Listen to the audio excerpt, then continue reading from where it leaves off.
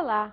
A aula que preparamos hoje diz respeito a uma comparação entre o processo de crescimento e desenvolvimento da humanidade e o processo de crescimento e de desenvolvimento dos bebês, que eu considero como uma história paralela.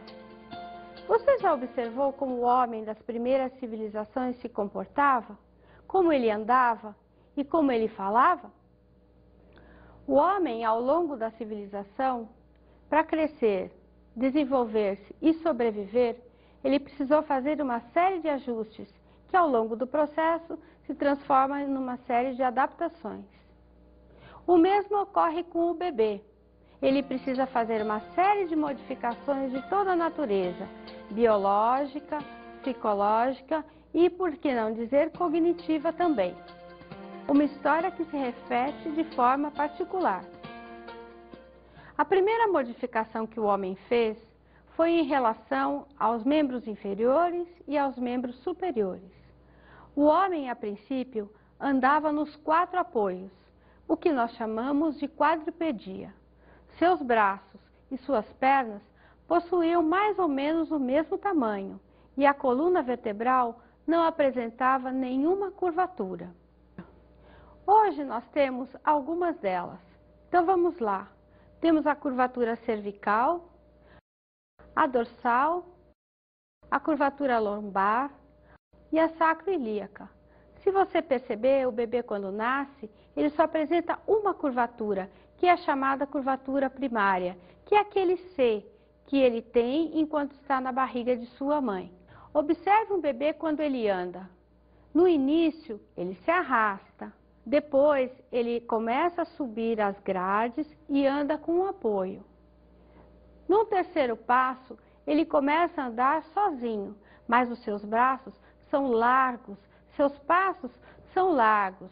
Os braços na paralela parecem asas de avião, até que posteriormente ele ganha, ao final do processo, já quase com 2 anos de idade, o que nós chamamos da marcha madura, ou seja, o braço em oposição às pernas. Esse é o andar característico do homem adulto. Você está percebendo a história paralela entre a humanidade e o bebê? Bem, ao se colocar na posição de pé, uma coisa que aconteceu e que acontece é que os braços diminuíram de tamanho. Já não são mais com a mesma estrutura, nem tampouco executam as mesmas funções de apoio quanto no processo civilizatório. Os braços agora liberados, tanto como o homem primitivo, o bebê agora vai agarrar, tracionar, puxar e, se eu posso adiantar, ele vai trazendo tudo à boca. É o que nós chamamos do período sensório-motor, da sensação e da motricidade. Ocorre, então, uma grande modificação. Agora ele vai perceber o mundo físico que está à sua volta. Ele vai usar o corpo, ou fundamentalmente as mãos e os órgãos do sentido, no caso o tato, para poder recolher as informações do meio que o circunda. Falando ainda sobre as mãos, o que nós podemos notar é que aparece um movimento bastante importante, que é o movimento de pinça. Observe, o polegar e o indicador se juntam para poder executar tarefas bastante finas. Nenhum outro animal tem esse movimento que chama de pinça. O movimento de pinça serve para nós virarmos as folhas do jornal, virarmos as folhas de uma revista, alinhavar, escrever, pintar e, por que não dizer, cozinhar. Se você observar, somente alguns animais, como os primatas, têm esse início de movimentação. É o que nós chamamos a coordenação fina, que vai necessitar de uma coordenação dos olhos e das mãos, que é a coordenação óculo-manual. Uma coisa muito importante que vocês precisam observar é que os olhos do bebê, quando nascem, não têm a visão nítida. Essa visão começa a se desenvolver e ganhar volume, intensidade, por que não dizer profundidade, a partir dos 4 meses de idade. Até então ele enxerga vulto, claro e escuro. E como é que ele reconhece a mãe? Ele reconhece a sua mãe através do olfato e da pouca visão que ele tem. Uma vez com as estruturas amadurecidas, os olhos perfeitamente alinhados, ele já começa a observar, tanto na visão periférica, na amplitude do ambiente, como pouco a pouco vai desenvolvendo a visão macular, que conjuntamente com as mãos começa a tracionar, pegar, puxar, arrastar todo o material à sua volta. É o que o Piaget chama do período sensório-motor, caracterizado pela exploração, pela varredura, pela informação, pela obtenção do conhecimento através dos órgãos do sentido. Fundamentalmente estou falando então dos olhos e do tato. A partir dessa coordenação dos olhos, mãos, que ele desenvolve todo dia, pouco a pouco e cada dia mais, ele vai começar a executar o chamado jogo do exercício. Você já ouviu falar sobre isso? Esse jogo do exercício é um dos primeiros e importantes jogos que a criança pratica, até os 2 anos de idade. O que é o jogo do exercício? Certamente você já deve ter ouvido falar. É aquele jogo que a criança arremessa as coisas no chão, arremessa as coisas do cadeirão e depois olha para baixo para ver o que está acontecendo. Ela não tem intenção em nada com relação a isso. Ela só está repetindo, repetindo, repetindo para ganhar tônus muscular. Esse jogo não tem intencionalidade, a não ser cansar bastante as mães. Agora eu vou falar de um outro tipo de comunicação, a comunicação verbal. Eu vou falar da linguagem. A criança, quando nasce, não fala.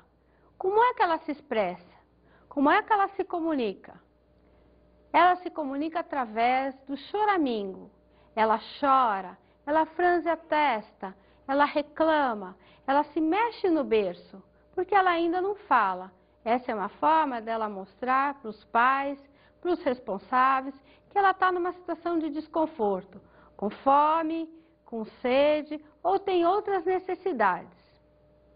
Mas à medida em que existe o diálogo entre mãe e filho, entre pai e filho, a linguagem verbal vai se estabelecendo.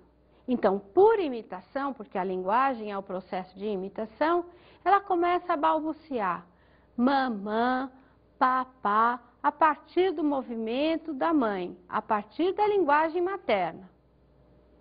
Após a fase do balbucio, ela vai apresentar a linguagem chamada onomatopaica ou anomatopeica, como queiram.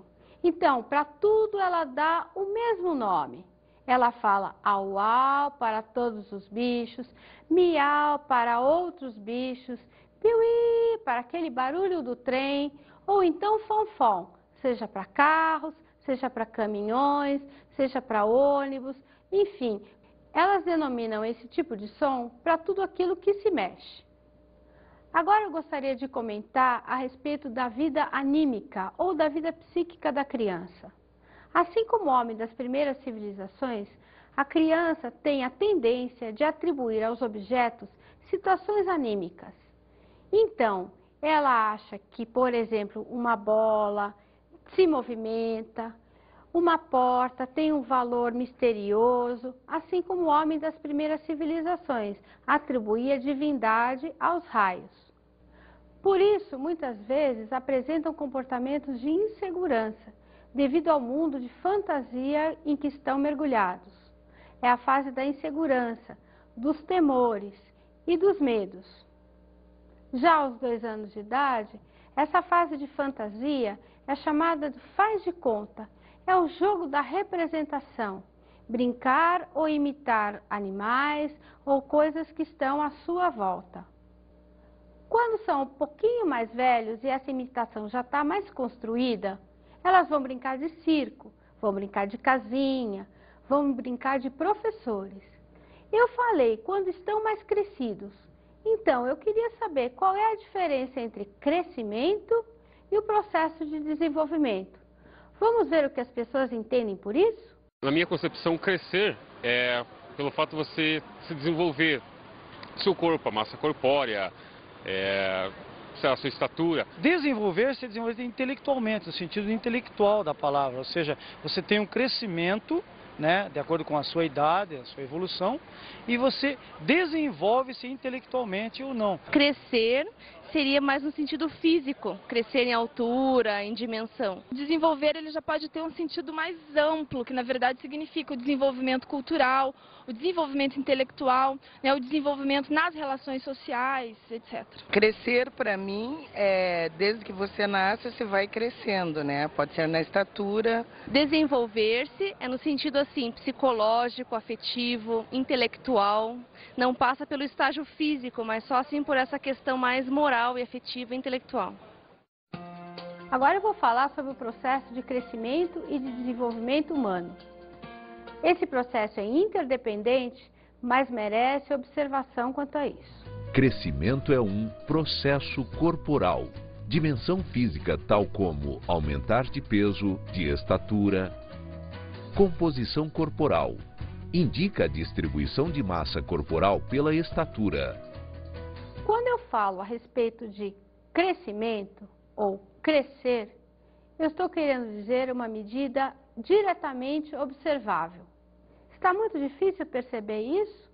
Então vamos lá. Se você observar uma criança a olho nu, o processo de crescimento, ou você observa quando alguém cresce, quando você vê que alguém aumenta de tamanho, ou então ganha peso, engorda. Isso é caracterizado na primeira infância e particularmente na adolescência. Crescer então significa alteração celular, para mais ou para menos, aumentar em peso e aumentar em estatura. Agora, quero dizer o seguinte, que aumentar em peso também existem duas subcategorias, ou duas subdivisões. Eu posso aumentar em peso quando as células se multiplicam. Então, é na fase do estirão de crescimento, por exemplo, da puberdade para a adolescência. Uma outra forma também é aumentar o tamanho das células, que é o processo de engorda. É quando a gente ganha algum peso, fica mais gordinho. Então, eu estou crescendo. Não necessito de nenhum instrumento, por assim dizer. É olhar a criança, olhar o adolescente e nós nos damos conta que alguém cresceu, aumentou de peso ou aumentou de estatura. Desenvolvimento é um processo ligado à maturação intelectual ou cognitiva e afetiva social de construção mental não visível, necessário instrumental para avaliar. O outro processo é o processo de desenvolvimento, que, como eu falei, é um processo interdependente. Com relação ao processo de desenvolvimento, está ligado ao nível de maturação das pessoas e concorre muito para isso todas as experiências que ela viveu. O processo de desenvolvimento está relacionado ou diz respeito à esfera cognitiva, à esfera intelectual ou ao processo socioafetivo, aspectos não mensuráveis, aspectos não visíveis. Por isso precisam de recursos, por isso precisam de instrumentos. Falando em instrumentos, professores, eu estou querendo dizer, precisamos avaliar nossos alunos, o quanto eles aprenderam, o quanto eles modificaram seu comportamento, tanto intelectual quanto socioafetivo. Para falar do conhecimento ou do aumento do desenvolvimento intelectual, eu vou me valer de alguns instrumentos. Muitos deles são usados por você, professor. Então vamos lá. São as provas, as chamadas, trabalhos em que a gente observa o desenvolvimento dos nossos alunos, alguns testes e as atividades motoras propriamente ditas. Com relação ao aspecto socioafetivo, eu quero dizer o estabelecimento do entendimento da relação de hierarquia, valores, a ética, o respeito, o entendimento das regras que todos os alunos precisam aprender desde o início do processo de escolarização, ou seja, da educação infantil até o ensino superior. Também quero lembrar que nem sempre a idade biológica corresponde à idade psicológica e à idade cognitiva. Aí está a grande chave do aprendizado. Uma criança pode ter 7 anos e não apresentar um comportamento relativo a essa idade, devido às experiências, à maturidade, o meio em que ela vive, dentre outros fatores.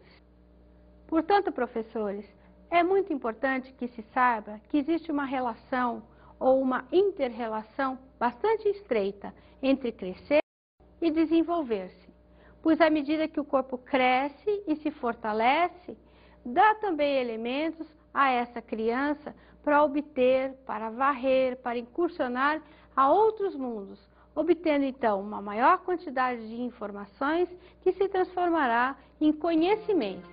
Eu vou falar agora do período sensório-motor. O período sensório-motor se inicia por volta dos 4 meses e se estende até os 24 meses, ou seja, até os 2 anos de idade. Você pode estar me perguntando, por que é que Piaget não abrangeu do nascimento até os 4? Porque exatamente as respostas não são aprendidas. Tudo se dá através de reflexo. E reflexo é algo que a gente nasce com ele, não é aprendido. O segundo período é denominado pré-operacional. Ele se inicia por volta dos 2 anos e se estende até os 7. Então, para nós, brasileiros, professores, significa o período da educação infantil até as primeiras séries do ensino fundamental.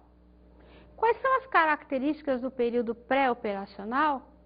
A criança que vem do sensório motor já conhece um pouquinho de seu corpo. Agora, ela vai aprender a nomear, reconhecer, denominar as coisas que estão à sua volta.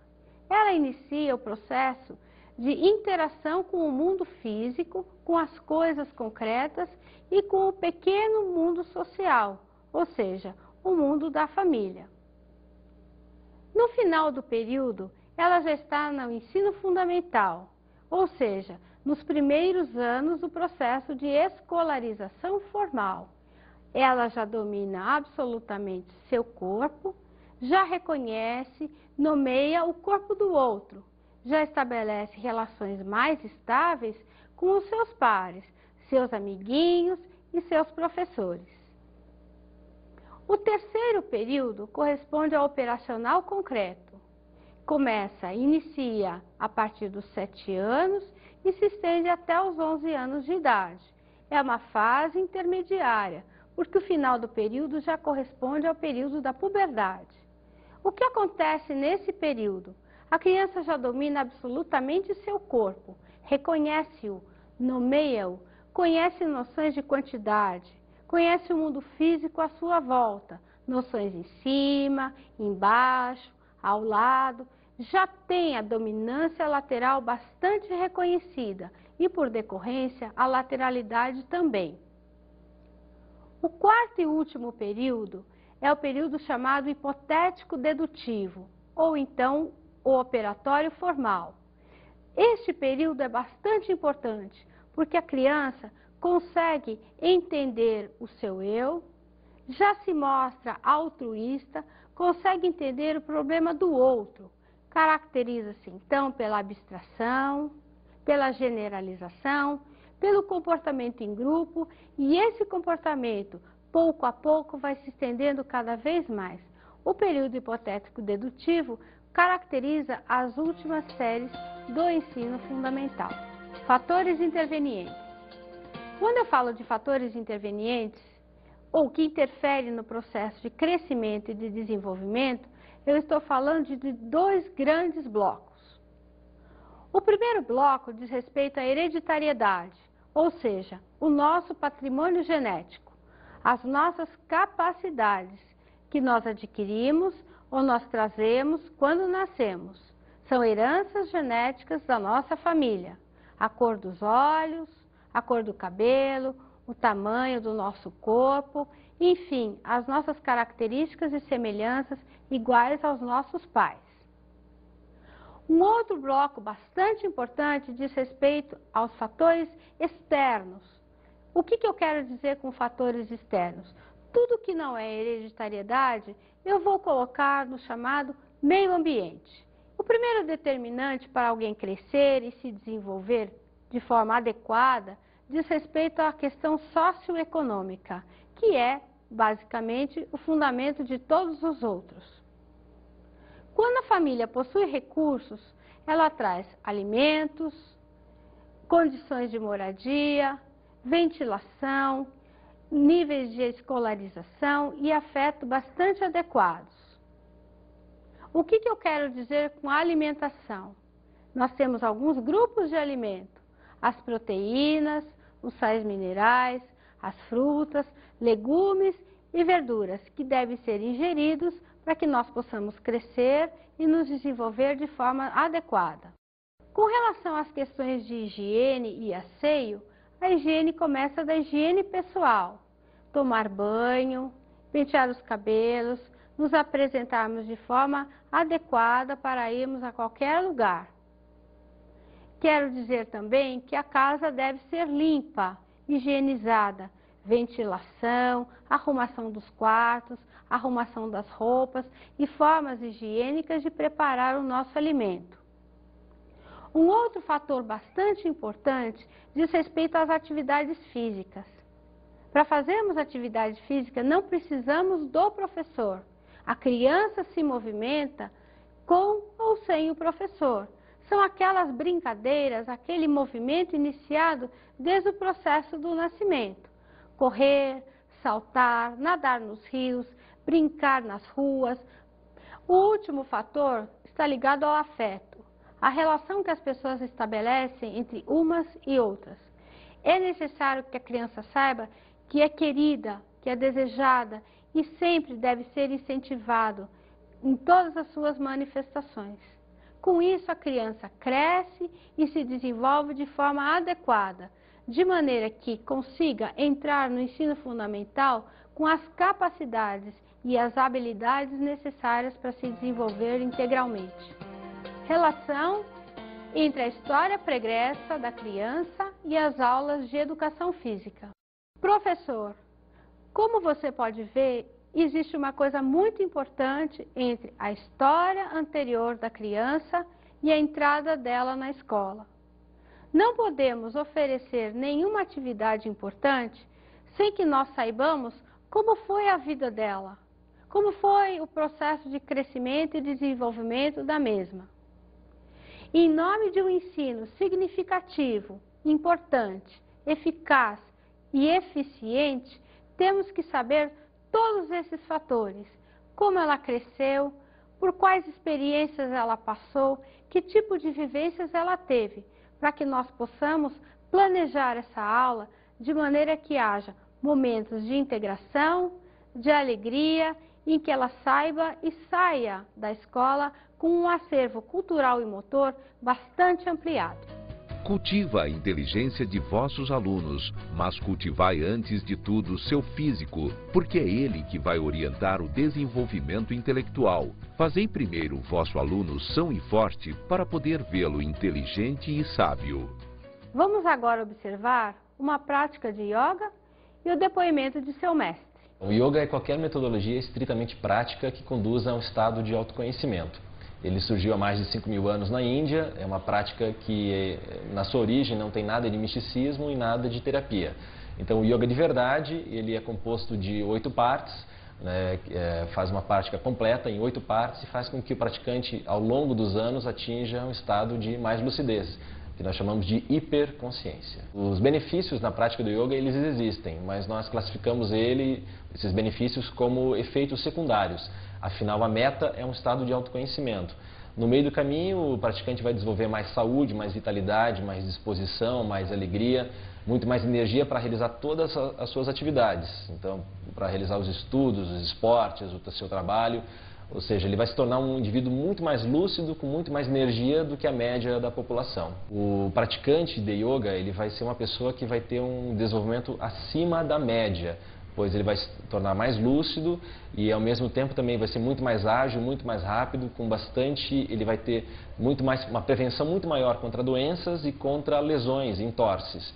E vai conseguir aprender de maneira muito mais rápida, desempenhar suas tarefas de uma maneira muito mais ágil também. Procure sempre um instrutor que é formado e que esteja ligado a uma federação de yoga de algum estado, né? Então isso é muito importante, a formação do instrutor. De início, o praticante ele vai perceber um reforço da sua estrutura biológica, então vai desenvolver muito o alongamento, a flexibilidade, o tônus muscular. Posteriormente, vai desenvolver também um domínio emocional, ele vai ter mais domínio das suas emoções. Depois, na sequência, vai perceber que o seu raciocínio fica muito mais lógico, muito mais rápido, e depois ele começa a perceber também que começa a desencadear estados intuitivos. Afinal, a intuição precede o estado de meditação, e a meditação vai conduzir o estado de autoconhecimento, que é a meta final. Então, revisando, fortalecimento muscular, domínio emocional, depois uma maior lógica nos pensamentos, desencadeamento de intuições, para então chegar à meta do yoga, que é o autoconhecimento.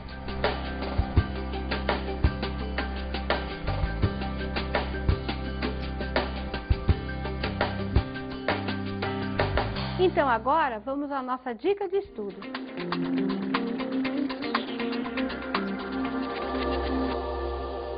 O filme é Voz do Coração, do diretor Christophe Baratier.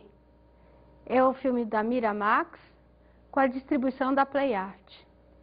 Esse filme conta a história de meninos órfãos, que têm um professor de música como seu grande inspirador e incentivador.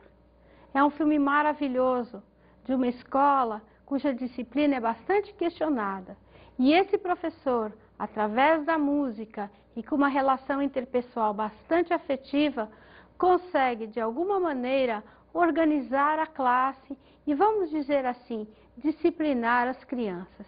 Vale a pena assistir, eu recomendo a todos. Obrigada e bons estudos!